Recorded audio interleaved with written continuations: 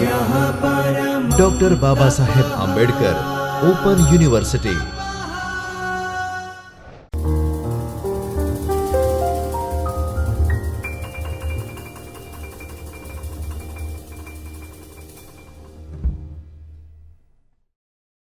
નમસ્કાર વિદ્યાર્થી મિત્રો, ડૉક્ટર બાબા સાહેબ આંબેડકર ઓપન યુનિવર્સિટીના ચૈતન્ય સ્ટુડિયોમાં આપ સર્વે વિદ્યાર્થીઓનું હું હાર્દિક સ્વાગત કરું છું. આજના સેશનમાં આપણે માસ્ટર ઓફ સોશિયલ વર્કના પેપર 403 એટલે કે કામદાર કલ્યાણ અને સમાજ કાર્ય વ્યવહારના મજૂર કાયદા એટલે કે કાયદાકીય જોગવાઈ જે કામદારો માટે કાર્યરત છે તેની ચર્ચા કરવા જવાના છીએ.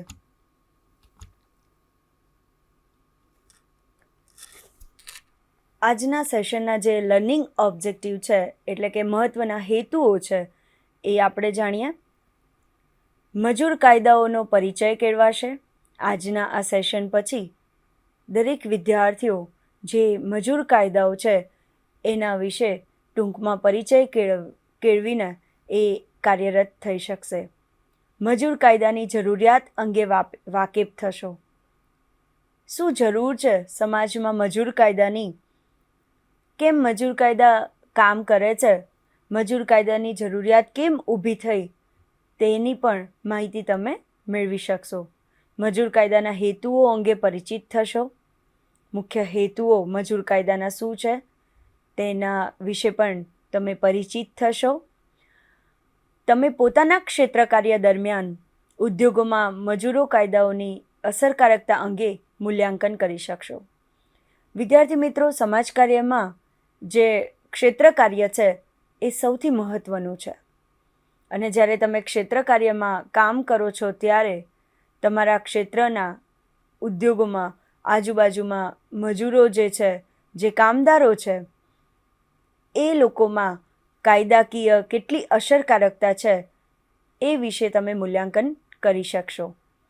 વિદ્યાર્થીઓ મજૂર કાયદાની જરૂરિયાત અને તેના હેતુઓ અંગેના જ્ઞાન દ્વારા પોતાનો વ્યવસાયિક વ્યવહારને પ્રભાવશાળી બનાવી શકશો. વિદ્યાર્થી મિત્રો, કહેવાય છે કે માસ્ટર ઓફ સોશિયલ વર્ક એ વ્યવસાયિક કોર્સ છે. તો જ્યારે વ્યવસાયિક ક્ષેત્રે તમે કામ કરો છો ત્યારે આ મજૂર કાયદાની જરૂરિયાતને લઈને એના હેતુઓ અંગેના જે જ્ઞાન છે એ મેળવીને તમે પોતાના વ્યવસાયિક ક્ષેત્રમાં સારી રીતે કામગીરી કરી શકો એવી જરૂરિયાત, પોતાની કારકિર્દી પ્રભાવશાળી બનાવી શકો એવી તૈયારી અહીંયા કરવામાં આવશે. શ્રમિકો માટેની કાયદાકીય જોગવાઈઓ, જે કામદાર છે એની કાયદાકીય જોગવાઈની અહીંયા માહિતી આપવામાં આવી છે. 19મી સદીના અંત ભાગ સુધી ભારતીય ઔદ્યોગિક મજૂરોની સ્થિતિ ખૂબ જ દયનીય હતી. આપણે બધાને ખબર છે કે આઝાદી પહેલાંની જે મજૂરોની સ્થિતિ હતી એ ખૂબ જ દયનીય હતી તથા તેઓ પૂર્ણરૂપથી ઉદ્યોગપતિઓની કૃપા પર આશ્રિત હતા. જે ઉદ્યોગપતિઓ છે, જે માલિકો છે, તેમની કૃપા દ્રષ્ટિ ઉપર જ એમનું ગુજરાન ચાલતું હતું. તેઓને સવારથી સાંજ સુધી 15થી 16 કલાક સુધી કામ કરવું પડતું હતું. અગાઉ જેમ આપણે ચર્ચા કરી એમ સતત કાર્યરત રહેતા હતા. એક પ્રકારનું એમનું શોષણ કરવામાં આવતું હતું. એવી પરિસ્થિતિમાં ના તો કુટુંબની સંભાળ લઈ શકે કે ના તો પોતાના સ્વાસ્થ્યની સંભાળ લઈ શકે એવી પરિસ્થિતિમાં કામદારો કામ કરતા હતા. આ ઉપરાંત નોકરીની સુવિધા, રજાઓ વગેરે અંગે કોઈ વ્યવસ્થાઓ તેમના માટે ન હતી. જે પણ અલગ બેનિફિટ, અલગ ફાયદાઓ જે કામદારોને મળે છે એવી કોઈ જોગવાઈ તે સમયમાં ન હતી. રજાઓ છે, અલગ અલગ નોકરીની જે સુવિધાઓ છે એવી કોઈ વ્યવસ્થા ન હતી. બ્રિટિશ સરકારને પણ મજૂરોની સ્થિતિ સુધારવામાં કોઈ રસ ન હતો. સ્વાભાવિક વસ્તુ છે. જ્યારે બીજા દેશનું રાજ ચાલતું હોય ત્યારે આપણા દેશના મજૂરોની પરિસ્થિતિ સુધારવી એ એમનો કોઈ હેતુ જ ન હોય. તો એ જ પ્રમાણે બ્રિટિશ સરકાર કોઈ પણ પ્રકારનો રસ, ઇન્ટરેસ્ટ એ દાખવતા ન હતા. ભારતીય ઔદ્યોગિક શ્રમના ઇતિહાસમાં સૌથી પહેલો અધિનિયમ કારખાના અધિનિયમ બન્યો છે. જે ઔદ્યોગિક શ્રમનો જે ઇતિહાસ છે એમાં જો કોઈ અધિનિયમની રચના કરવામાં આવી હોય સૌ પ્રથમ, તો એ કયો છે વિદ્યાર્થી મિત્રો? કારખાના અધિનિયમ. જે કારખાના અધિનિયમમાં વિવિધ જોગવાઈઓ થકી શ્રમિકોના જીવનમાં ફેરફાર લાવી શક્યા છે. હવે આપણે જોઈશું કે સ્વતંત્રતા પહેલાં ઘડવામાં આવેલ શ્રમ કાયદાઓ. જે કાયદાઓની રચના સ્વતંત્રતા પહેલાં થયેલી છે, તો એવા કાયદાઓ આપણે જોઈએ. કારખાના અધિનિયમ, જે 1911 અને 1922માં.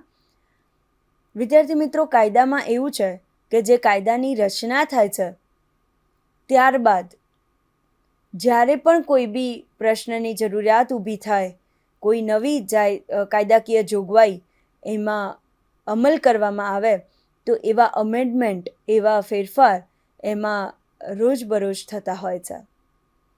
ખાણ અધિનિયમ, શ્રમિક ક્ષતિપૂર્તિ અધિનિયમ, શ્રમિક સંઘ અધિનિયમ, ઔદ્યોગિક સંઘર્ષ શ્રમ અધિનિયમ. સંઘર્ષ એ સૌથી મહત્વની વસ્તુ છે. ઔદ્યોગિક સંઘર્ષ જ્યારે થાય છે ત્યારે કામદારોના અને માલિકીનો એવા નુકસાન થતા હોય છે કે કદાચ જિંદગીમાં એ ભરપાઈ ના થઈ શકે. તો એને રિઝોલ્વ કરવા માટે, એને સોલ્યુશન લેવા માટે, એનું સમાધાન કરવા માટે આ ઔદ્યોગિક સંઘર્ષનો અધિનિયમ બહાર પાડવામાં આવ્યો છે. સન 1929માં વિભિન્ન રાજ્યો દ્વારા પસાર કરવામાં આવેલા માતૃત્વ લાભ અધિનિયમ.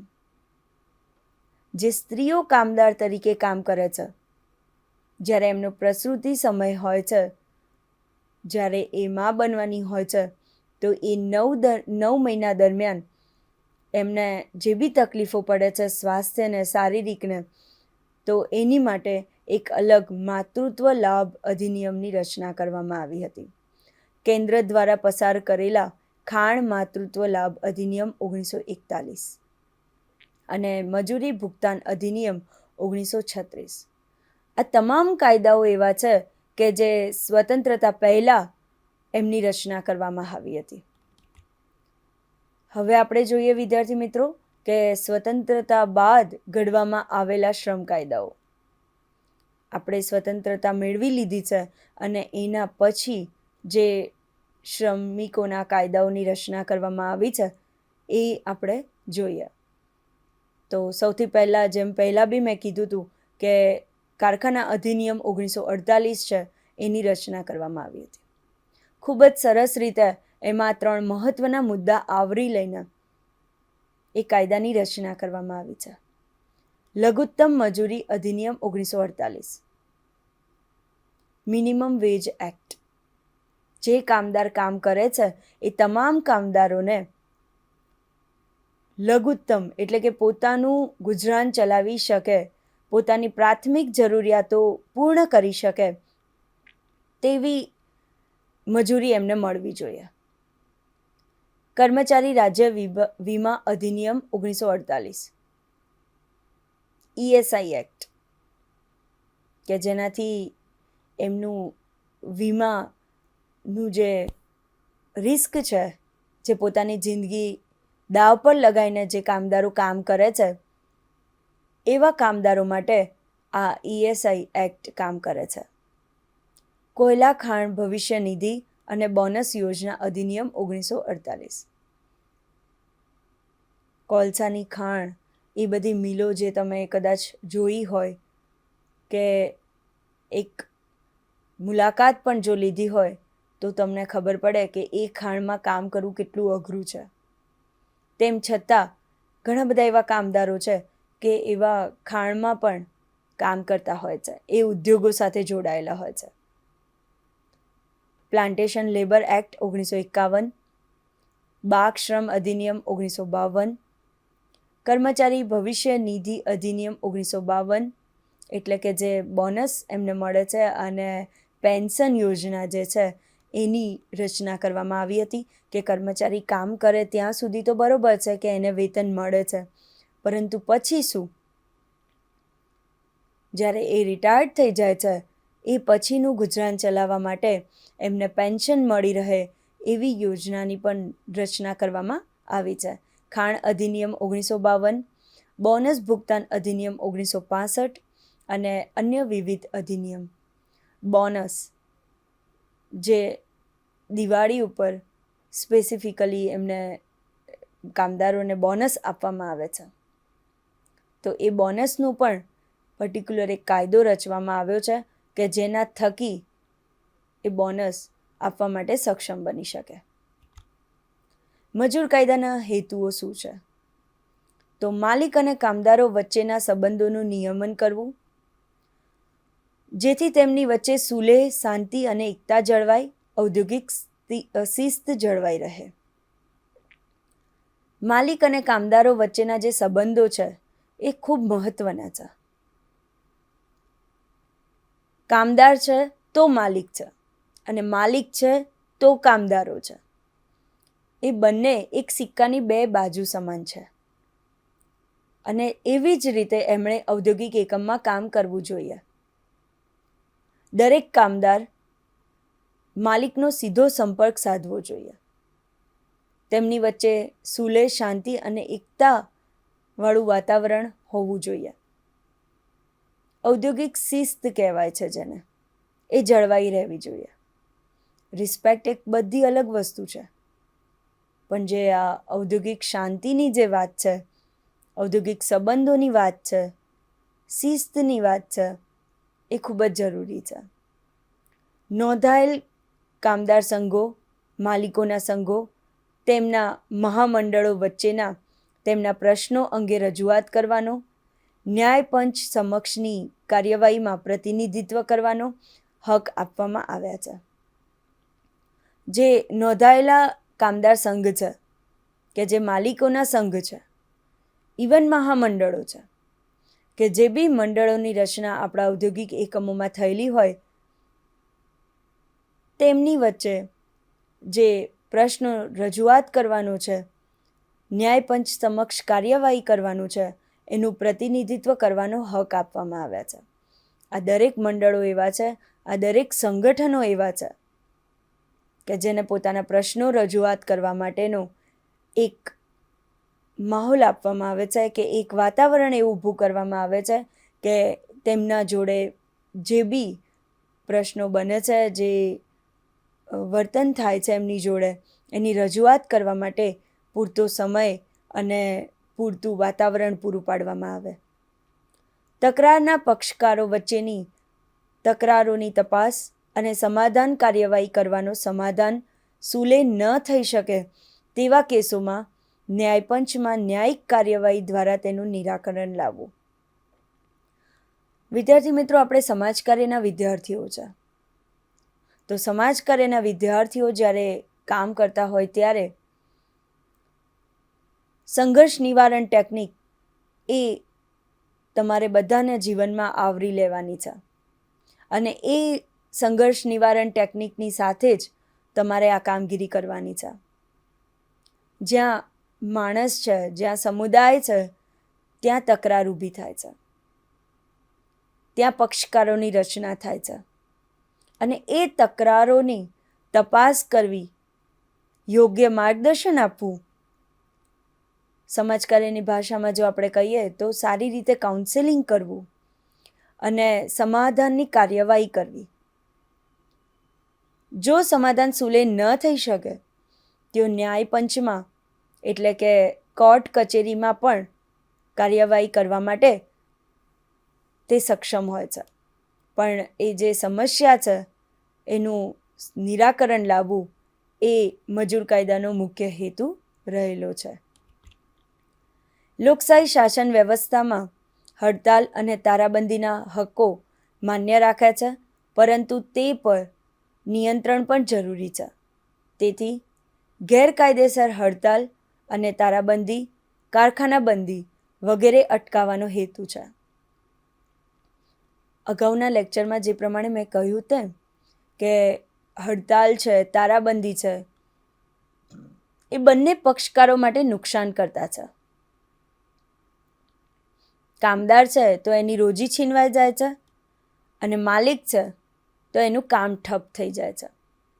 તો એવી કાર્યવાહી ન કરતા એને અટકાઈને જે સમસ્યા છે એનું સારી રીતે લોકશાહી શાસનથી સમાધાન લાવી શકે એવો પણ હેતુ એમાં રહેલો છે. લે ઓફ, છટણી, કારખાનાબંધી, ધંધો ટ્રાન્સફર થાય ત્યારે વગેરે પ્રસંગોમાં કામદારોને વળતર આપવું. ફોર એક્ઝામ્પલ, અત્યારે જે કોરોનાની પરિસ્થિતિ સર્જાઈ હતી, આખું વિશ્વ એમાં સંડોવાયેલું હતું. તો ઘણા બધા ઉદ્યોગોમાં એવું છે કે એ ઠપ થઈ ગયા હતા, બંધ થઈ ગયા હતા.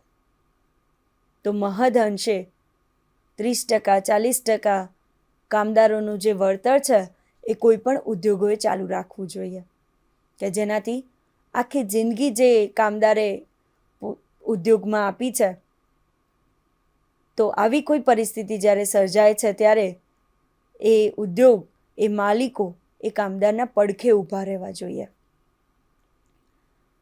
માલિકો અને કામદારો વચ્ચે વિવાદો, સંઘર્ષ શાંતિમય રીતે ઉકેલાય અને સમાધાન સુલેથી તેનો નિવેડો આવે તે હેતુથી સામૂહિક સોદાગીરીનો સિદ્ધાંતનો ઉપયોગ કરવો. આ એક મહત્વનો સિદ્ધાંત છે કે સામૂહિક સોદાગીરી, કલેક્ટિવ બાર્ગેનિંગ જેને આપણે કહીએ છીએ. વિવાદો, સંઘર્ષો છે, મેં તમને કીધું એમ કે જ્યાં વ્યક્તિ છે, જ્યાં સમાજ છે, જ્યાં સંગઠન છે, ત્યાં વિવાદો રહેવાના. અને વિવાદો, સંઘર્ષ એ બધી મહત્વની બાબત છે, કારણ કે વ્યક્તિને ત્યાં ખબર પડે છે કે એની સાથે નુકસાન થઈ રહ્યું છે. તો શાંતિમય રીતે એને ઉકેલવાનો પ્રયત્ન કરવાનો છે, કાઉન્સેલિંગ પદ્ધતિનો ઉપયોગ કરવાનો છે આમાં, અને સમાધાન સુલેથી તેનો નિવેડો આવે એવો પ્રયત્ન કરવાનો છે. લોકશાહી રીતે જ્યારે કોઈ નિર્ણય લેવામાં આવે છે ત્યારે એ સંતોષ બંને તરફી હોય છે. તો એવી જ રીતે સામૂહિક સોદાગીરીની જે સિદ્ધાંત છે એનો ઉપયોગ કરીને આપણે સમાધાન સુલે કરવાનું છે. અયોગ્ય રીતે કામદારોનું થતું આચરણ અટકાવી શકાય છે.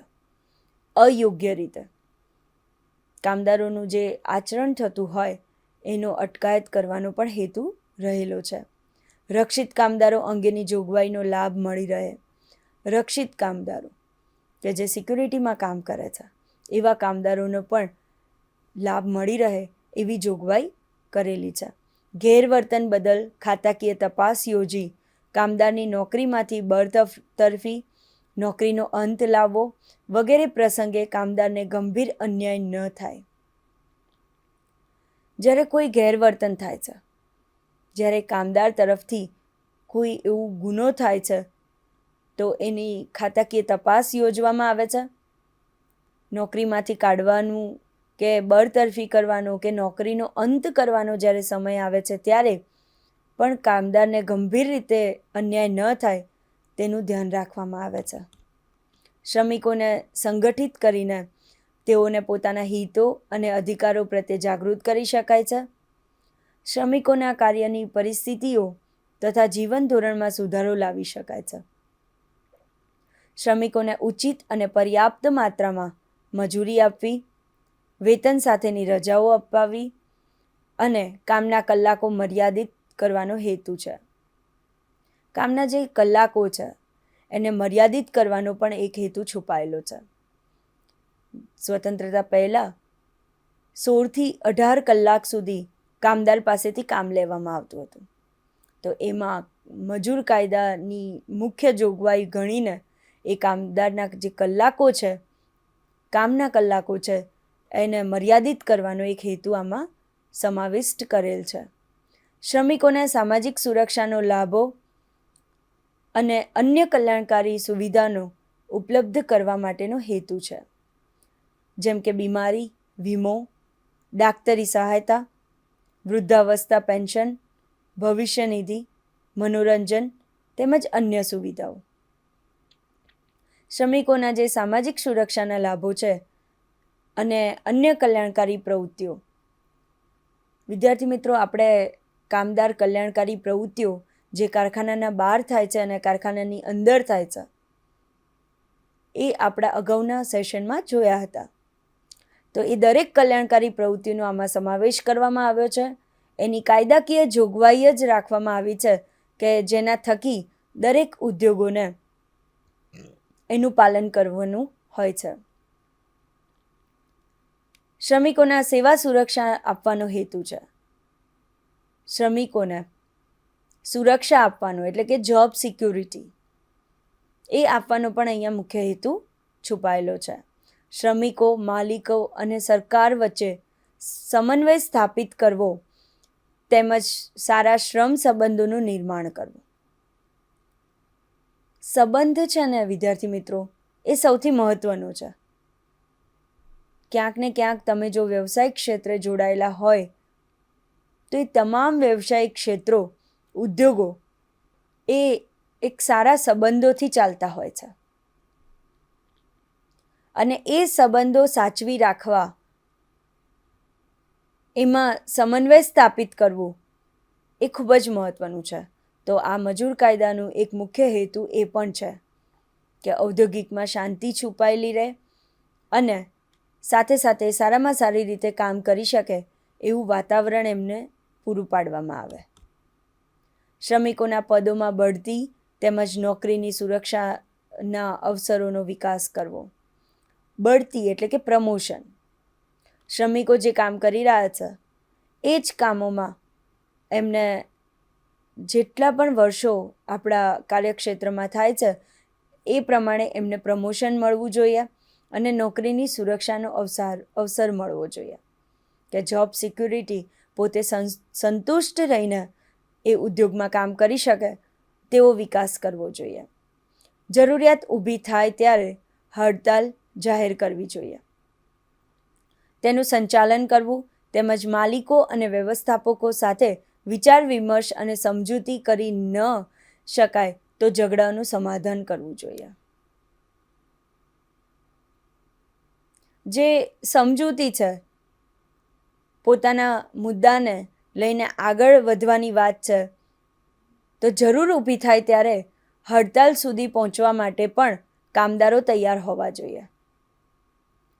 સંચાલન કરવું જોઈએ, આગળ પડીને નેતાગીરી કરવી જોઈએ. તેમજ માલિકો અને વ્યવસ્થાપકો સાથે જો એ લોકો વિચાર વિમર્શ કરવા તૈયાર ન થાય એવું હોય ત્યાં સુધી સમાધાન ના કરવું જોઈએ. શ્રમિકોને મુશ્કેલીના સમયે કાનૂની સલાહ લઈને ન્યાયાલયમાં કાયદાકીય રીતે ન્યાય મેળવી શકે છે. શ્રમિકો પૂરી રીતે આઝાદ છે. કદાચ એમને મુશ્કેલીના સમયમાં કંઈ કાયદાકીય સલાહ સૂચનની જરૂર હોય તો એવા સલાહ સૂચનની સાથે ન્યાયાલયમાં કાયદાકીય ન્યાય મેળવી શકે તેવું એમને માર્ગદર્શન આપવામાં આવે છે. શ્રમ સંઘોની સ્થાપના દ્વારા શ્રમિક કલ્યાણની પ્રવૃત્તિઓ કરવી, કોર્સનું નિર્માણ કરવું અને શ્રમિકોની મુશ્કેલીઓના સમયે આર્થિક સહાયતા કરી શકવું. શ્રમિક સંઘોની જે સ્થાપના થઈ છે તેની અલગ અલગ કલ્યાણકારી પ્રવૃત્તિની રચના જે કરવામાં આવે છે તેમાં વધુમાં વધુ શ્રમિકો ભાગ લઈ શકે એવું આયોજન કરવું. મુશ્કેલીના સમયમાં કદાચ શ્રમિકને કોઈ આર્થિક જરૂરિયાત ઊભી થાય છે, ખૂબ જ મુશ્કેલીભર્યો સમય છે, તો એમને આર્થિક સહાય મળી શકે એવી પણ વ્યવસ્થા ઊભી કરવી. શ્રમ સંઘો દ્વારા શ્રમિક કલ્યાણ સંબંધિત વિવિધ પ્રકારની સભા, વિચાર વિમર્શ તેમજ અન્ય સ્થાનો પર શ્રમિકોનું પ્રતિનિધિત્વ કરી શકાય છે. શ્રમિકોની સોદાબાજી શક્તિમાં વૃદ્ધિ કરવી. શ્રમિકોની જે કન્ડિશનલ વર્કિંગ ટેકનિક છે એમાં એ જે શક્તિ છે એમાં વ્યવસ્થા ઊભી કરવી. ઉદ્યોગો અને સમુદાય પ્રત્યે શ્રમિકોમાં જવાબદારીની ભાવનાનો વિકાસ કરવો. સમુદાય પ્રત્યેની જવાબદારી રિસ્પોન્સિબિલિટી એવી વસ્તુ છે કે તમે જે પણ વ્યવસાયિક ક્ષેત્રે છો, કાં તો એક સામાજિક પ્રાણી તરીકે તમે કામ કરો છો, તો એ બધી જ વસ્તુ તમારે જવાબદારી નિભાવવા સાથે સીધો સંબંધ ધરાવે છે. તો જવાબદારી નિભાવવાની જે ભાવના છે એનો પણ વિકાસ કરવો જોઈએ. સમાજ અને ઉદ્યોગોમાં શ્રમિકોનું ગૌરવ વધારવું. કોઈ શ્રમિક 5 વર્ષથી વધારે કામ કરે છે તો એનું સન્માન થવું જોઈએ, સમાજમાં એનું સન્માન થવું જોઈએ અને સારામાં સારી રીતે એ સમાજમાં ઉન્નતિ કરી શકે એવું વાતાવરણ ઊભું કરવું જોઈએ. વિદ્યાર્થી મિત્રો, મજૂર કાયદાના જે વિવિધ હેતુઓની આપણે ચર્ચા કરી, નાનામાં નાના મુદ્દા પણ એમાં આવરી લીધા હતા કે જે શ્રમિક કલ્યાણ માટે કામ કરે છે. મજૂર કાયદાની જરૂરિયાત. કેમ મજૂર કાયદા જરૂરી છે?